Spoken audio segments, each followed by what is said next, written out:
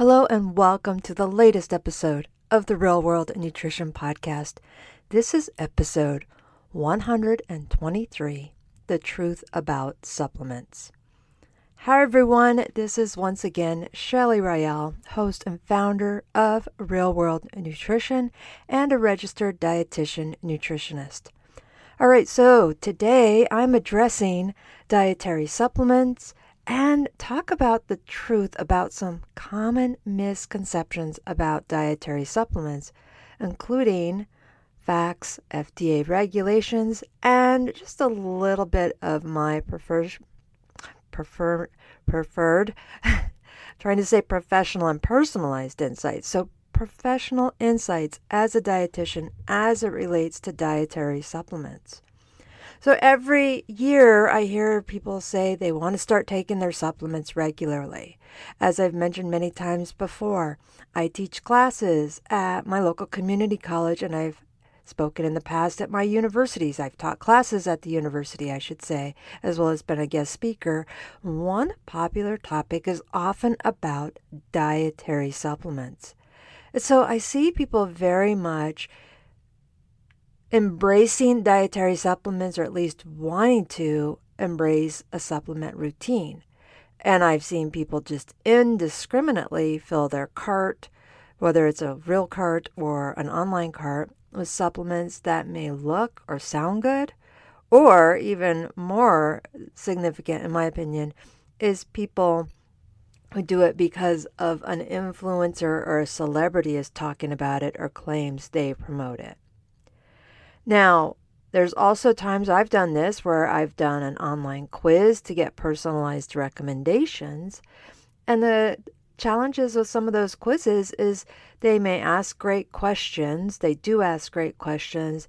And at the same time, they don't always ask the right questions, which again is more based on an individual need.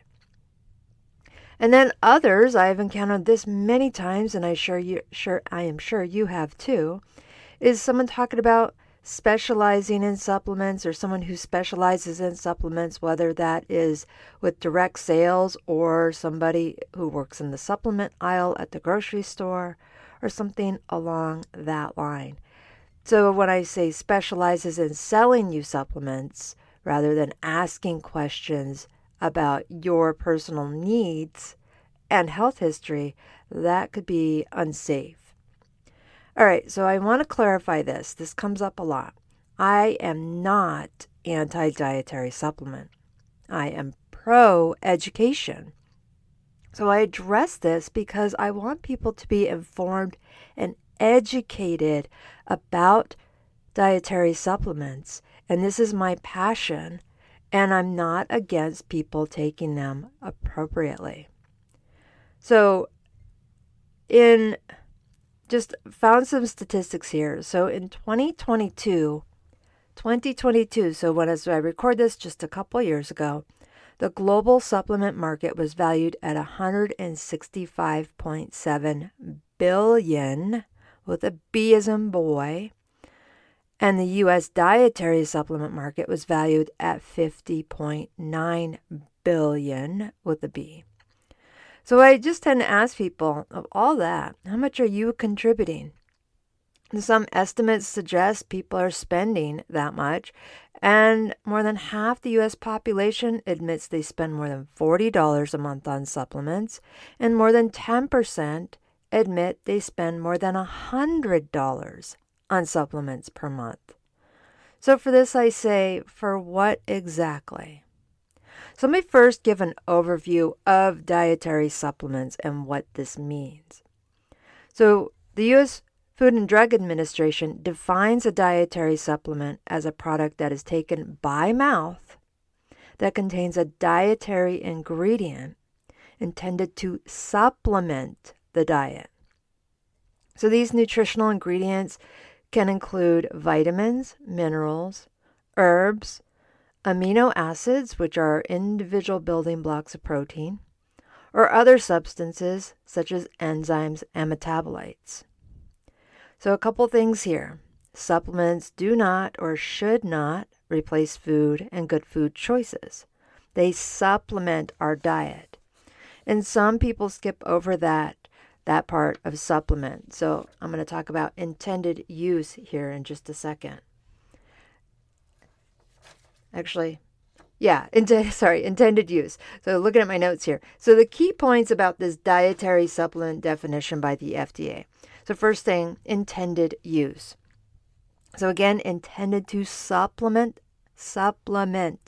the diet and provide nutrients that may need to be added or consumed in sufficient quantities through food alone. So it's just an example I'll say is vitamin D. The intended use is to supplement and provide the nutrient vitamin D that needs to be consumed in a sufficient quantity, and it just cannot be met by food alone. Now, next up, the definition dietary ingredient. So that refers to the various substances that's present in the dietary supplement. And as I said, some of these already, things like vitamins, minerals, herbs, amino acids, and some other substances. Now the form, so again, remember I said it needs to be taken by mouth, but this form can include tablets, capsules, powders, soft gels, gel caps, liquids, and other forms. So this is where I ask if the definition of a supplement is that it's taken by mouth. When people are promoting vitamin patches, I don't even know where to start with that, because that's not how vitamins are taken, and those aren't supplements. And then for labeling, this is important, labeling. So the FDA regulates the labeling of the dietary supplements to ensure that consumers get accurate and truthful information. So the labeling includes information on the supplement facts panel, ingredients list, and health claims.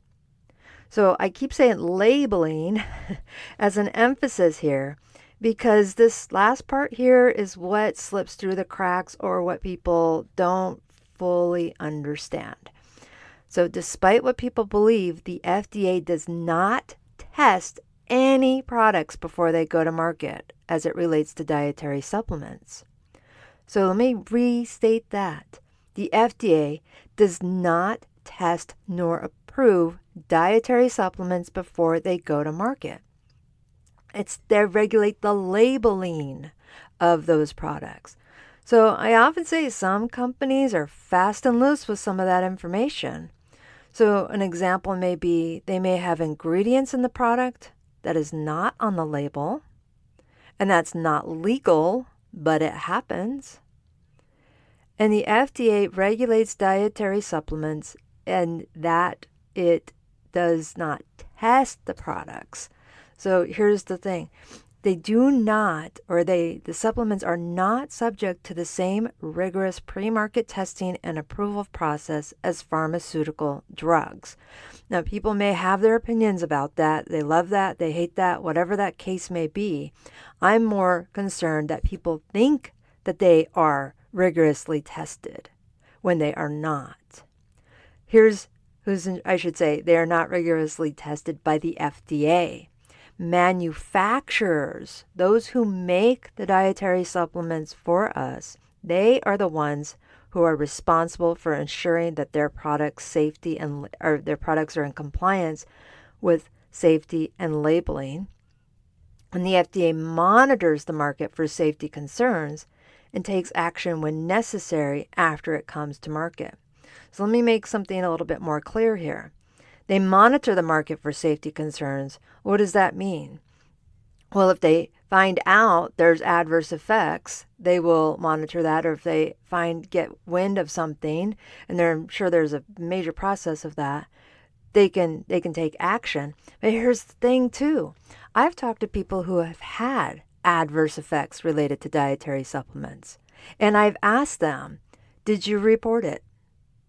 And you can probably guess how many people report it. So the FDA doesn't know all the adverse effects because people don't always report it.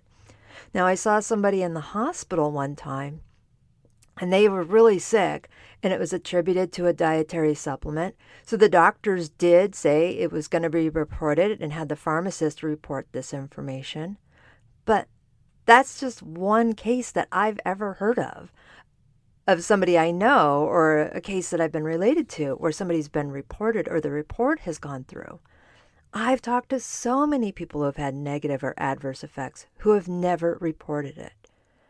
So again, you can blame the FDA all you want for this, but this is where I just go to Congress back in the early 90s. Yes, that Congress, the United States Congress up on Capitol Hill, they put a piece of legislation together that took the FDA's authority to regulate and just did the labeling aspect under what is called the Dietary Supplement Health and Education Act of 1994.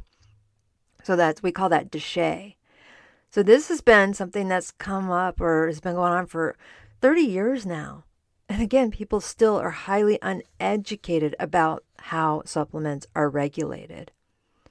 So often when people learn about this aspect of the regulation or lack thereof, they're shocked. I've had somebody tell me I was wrong. Others have gone so far to claim that the supplement company that they sell for, they sell directly to consumers, so a direct sales person told me straight up while I was at the dog park that the company she sells for is FDA approved. Now, I didn't argue that, but that's to be clear, the FDA does not approve any supplements. They may inspect facilities to ensure that the facility is in compliance, but they don't pull supplements and they don't test them. They don't approve them. That's it, period, as the law is written now. So consumers are encouraged to make informed choices and consult with healthcare professionals before using any dietary supplements, especially if they have underlying health conditions or are taking medications. So people think, oh, this is no big deal. It wouldn't be allowed on the market if it wasn't safe. Oh, gosh, that is so wrong. Trust me, so wrong. But I've had people say that to me. So they assume supplements are safe. But some can interfere with medications. Others can contribute to faulty lab results. Others can cause an allergic reaction. And others can complicate a pre-existing medication or medical diagnosis. And several times I've discouraged them to be informed. I've encouraged them to be informed and discouraged them from buying a supplement because of a contraindication, with their existing health condition. So the supplement salesperson may not know you enough.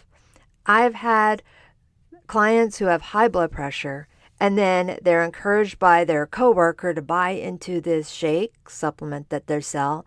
And I'm like, well, this ingredient in this shake is not a good idea for you to have with your high blood pressure. That's not good. And they're like, oh, I had no idea. I'm like, well, did you tell the person you had high blood pressure? Not that that's anybody's business. And they said no, but I also guarantee you the person selling the supplement probably didn't know it was a contraindication either. And in the past, and it could be still happening now, individuals and families have sued other individuals for encouraging supplements to people with pre-existing medical conditions, which resulted in death or severe injury. So back in the late 90s, early 2000s, there were some very popular dietary supplements that were purported to increase metabolism.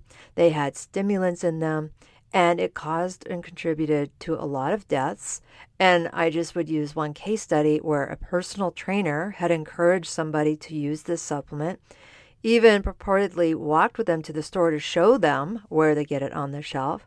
And that person died from a stroke, and they had pre-existing medical condition that increased their risk of getting a stroke when they had these excess amounts of stimulants.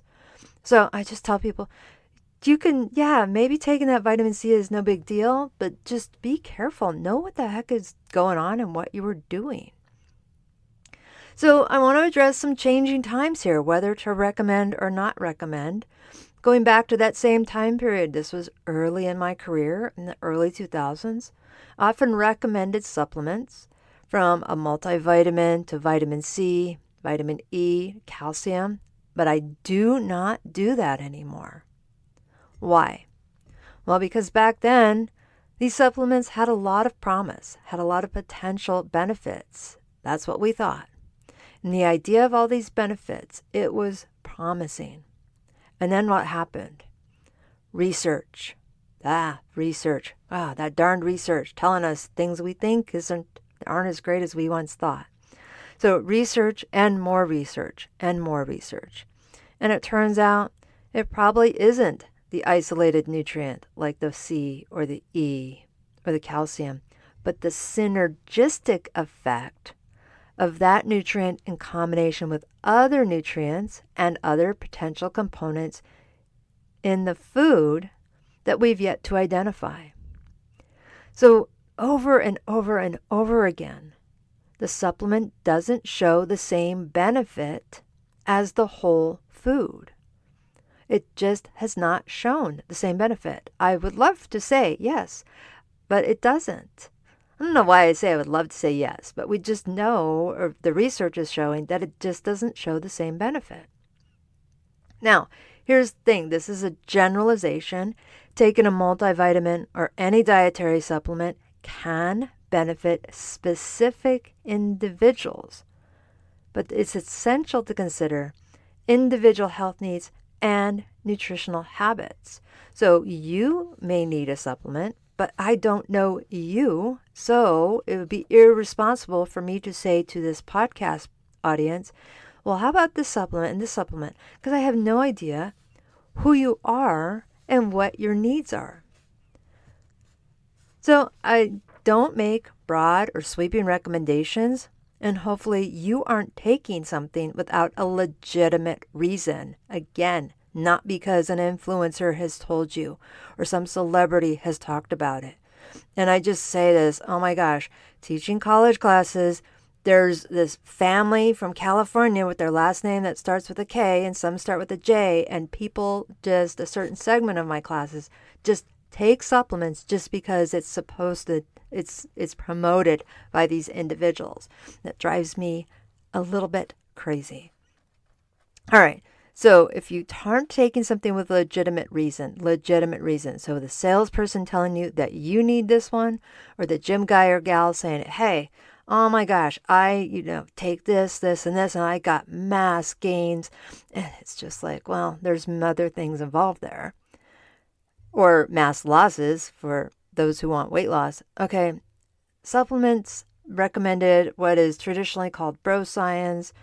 You just don't want to take that too seriously. It's not a good practice. And some people may benefit from supplements for various reasons, so I will address that. And one reason, of course, is to address or correct a diagnosed deficiency. One is diagnosed with a blood test, not a hair test. So not all nutrient deficiencies are tested via blood tests. A hair test is not a legitimate way to assess nutrient intake or deficiencies. So let me give some examples here. Low vitamin D status and low iron status, for example, is detected with a blood test.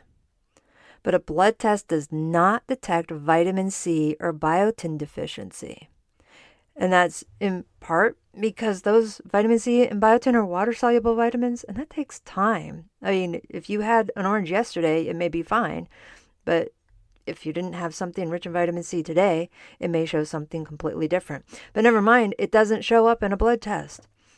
Sodium and potassium levels, those are tested with a blood draw, but those change daily. Daily, I see that.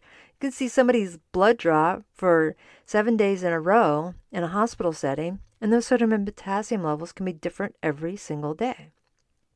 And whether they're in a good range or not, that's different. But there's going to be normal fluctuations. So a test will only tell you those levels that day, not your overall status. So again, only certain things can be detected in a blood test and mean something for supplement use. Some people may benefit from a multivitamin, but that's not an across-the-board recommendation for everyone. And even if people say they take it for insurance, we don't see benefits with that. So here are some people that may benefit from a multivitamin. But again, as I go through this list, keep in mind, this is not a recommendation to supplement, but things to consider, things I consider when I address this topic. So here are some groups, some individuals who may benefit from taking a dietary supplement. So individuals with nutrient gaps in their diet, so they may not get enough of those vitamins and minerals alone. So this could be an example of somebody with severe food allergies or somebody with disordered eating who is really significantly have major food groups they can't have or significantly limiting their food intake. Individuals who have chosen dietary restrictions, so this could be vegetarians or vegans, they may be at risk for certain nutrient deficiencies. Again, this is not across the board.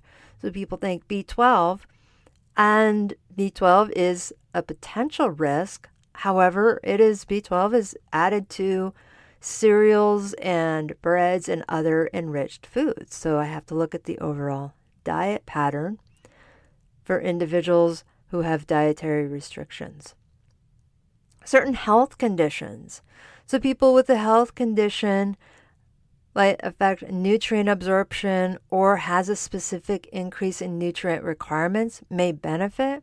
This could be somebody with a malabsorption issue or certain chronic health conditions. Pregnant or breastfeeding individuals. All right, when we're going through pregnancy or breastfeeding, there are just some nutrients that just are so high during those times, and this is not all nutrients, certain nutrients, it is almost impossible to get it from food alone. And a lot of times it's just because of those increased nutrient needs, these individuals may benefit from a prenatal or postnatal multivitamin. And if they're teens, even more increased needs. And here's the thing, I get this is funny to me, but it's a legitimate question. People ask if it's okay to take a prenatal vitamin if they're not pregnant. Yes, nothing's going to happen. And in some hospital settings, people who are at risk of alcohol withdrawal or detox are given a multivitamin. In some cases, they just have the prenatal vitamin. Nothing's going to happen. I mean, I don't know what the concern is, like you're going to get pregnant or something if you're taking a multivitamin that's targeted for people with pregnancy, but it's not a problem. Elderly individuals. So the definition of elderly individuals changes as I get older, but this can just vary based on certain things. So people over 65 are considered elderly. Older adult population, don't get mad at me, is 50 and up. So there may be some nutrients or some nutrients that are difficult to get from food alone. And this could be in part, especially with older adults, reduced appetite, potential absorption issues, or medication interactions.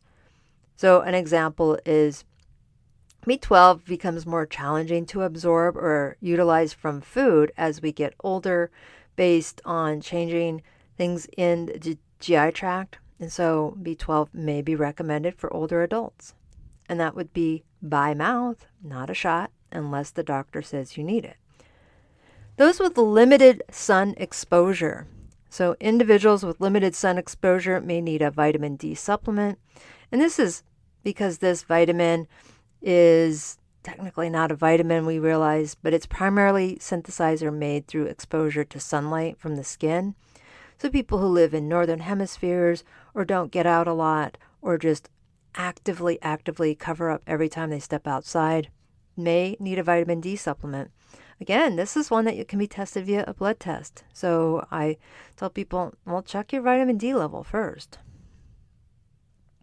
And then the last subgroup here that I'm addressing is athletes or physically active individuals. Now, hopefully everybody's physically active, but those who engage in intense physical activity may have some increased nutrient requirements, and a multivitamin or some type of supplement for them may help fill potential gaps. And this is not necessarily individual amino acids because that's going to throw things off.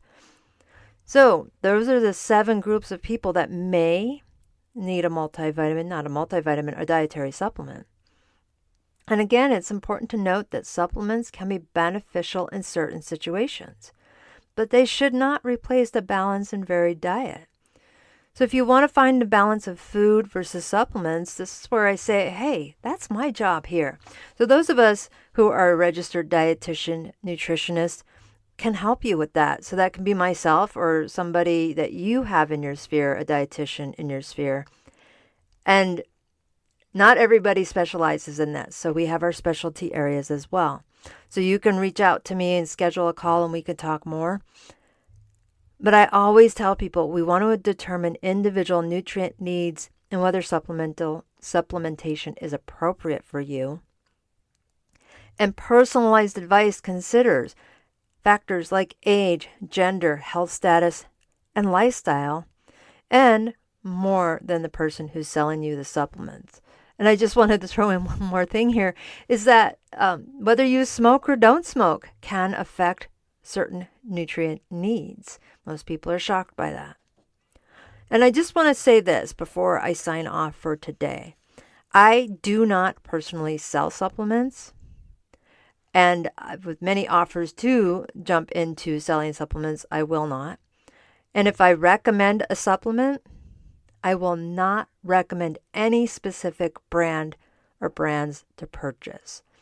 So, having seen the backside of, or the manufacturing side of dietary supplements, trust me, paying more isn't better. Trust me. So, if I ever recommend a supplement, it would be one that you could find at your local pharmacy, grocery store, big box store, whatever that case may be. All right, so next week, I'm going to talk more about dietary supplements. I'm going to address the 5 most common or popular dietary supplements, why people choose them, and whether they are even worth your investment. Some are and some are not. All right, everyone. Thanks for listening in today. That is Real World Nutrition. Thanks for listening. As always, take a look at the show notes. You can see what's coming up with some programming, virtual programming, as well as how to schedule a free 30-minute discovery call with me.